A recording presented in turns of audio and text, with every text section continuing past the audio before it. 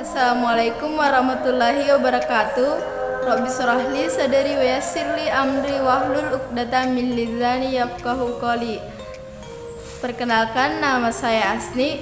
Saya mahasiswa Universitas Muhammadiyah Sidendren Rapang, Fakultas Keguruan Ilmu Pendidikan, Prodi Pendidikan Bahasa Indonesia semester 2, NIM 091 058 022 0006.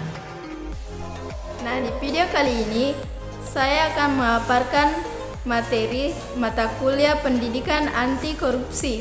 Adapun dosen pengampunya yaitu Dr. Sam Hermansyah, SPD, MPD. Hai Pak, apa kabar? Nah, kata korupsi mungkin sudah tidak asing lagi bagi kita.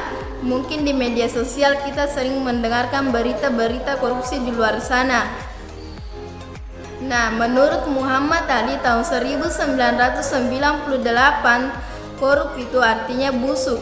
Sedangkan korupsi itu artinya sebuah perbuatan busuk seperti penggelapan uang. Sedangkan koruptor itu adalah orangnya yang melakukan perbuatan korupsi.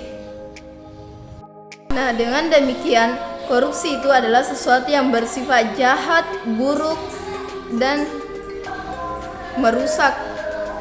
Nah, yang kedua yaitu masa pasca kemerdekaan terbagi menjadi 3, yaitu masa Orde Baru, Orde Lama, dan masa reformasi. Nah, korupsi sekarang sudah menjadi keserakahan elit. Korupsi di tanah negeri ini sudah menjadi warisan haram tanpa wasiat. Bahkan sampai sekarang ia tetap lestari walaupun diharamkan. Nah, adapun faktor-faktor yang menyebabkan terjadinya korupsi yaitu faktor politik. Hal ini dapat dilihat saat terjadi instabilitas publik. Nah, kedua yaitu faktor hukum. Dalam faktor hukum ini terjadi karena sebab dua sisi. Nah, satu itu sisi karena perundang-undangan dan kedua itu sisi lemahnya penegakan hukum di Indonesia. Nah, ketiga yaitu faktor ekonomi. Nah, dapat dilihat dari gaji-gaji perusahaan tidak cukup untuk memenuhi kebutuhannya. Salah satu juga contohnya karena sekarang seseorang pergi untuk belanja hanya untuk memenuhi kebutuhan hawa nafsunya. Sedangkan dahulu seseorang jika ingin pergi belanja hanya jika dia benar-benar membutuhkannya. Nah, ketiga itu dari segi organisasi. Nah, aspek-aspek yang menyebabkan terjadinya korupsi dari sudut pandang organisasi yaitu adanya pemimpin yang kurang memberi teladan, tidak adanya kultur organisasi yang benar, sistem akuntabilitas pemerintah kurang memadai. Dampak masif korupsi yaitu 1. Dampak ekonomi. Contohnya lesunya pertumbuhan ekonomi dan tingkat investasi, penurunan produktivitas, rendahnya kualitas barang dan jasa publik, menurunnya pendapatan negara dari sektor pajak, dan meningkatnya utang negara. Kedua, dampak sosial dan kemiskinan masyarakat. Contohnya yaitu mahalnya harga jasa dan pelayanan publik, pengentasan kemiskinan berjalan lambat, terbatasnya akses bagi masyarakat miskin, meningkatnya angka kriminalitas, dan solidaritas sosial semakin langka. Bagian ketiga, runtuhnya otoritas pemerintah. Contohnya itu matinya etika sosial politik. Birokrasi lagi tidak efisien.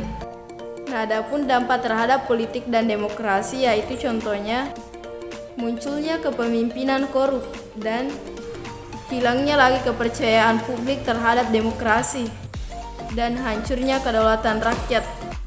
Adapun dampak terhadap kerusakan lingkungan yaitu menurunnya kualitas lingkungan dan menurunnya kualitas hidup. Sekarang adapun nilai-nilai terhadap anti korupsi. Satu yaitu nilai kejujuran. Nah, di dalam kampus kita lebih mengutamakan harus menerapkan dalam kehidupan sehari-hari nilai kejujuran, seperti saat ujian kita tidak boleh menyontek dan hasil laporan dengan jujur. Kedua yaitu sumber daya. Adapun yang kedua yaitu kepedulian. Nah, salah satu contohnya jika di kampus kita harus ikut mengawasi sistem pengelolaan di kampus dan mengindahkan segala peraturan yang ada di dalam kampus. Adapun yang ketiga yaitu kemandirian. Contohnya, jika kita sedang melakukan tugas, kita mengerjakan sendiri-sendiri tanpa bantuan dari pihak manapun.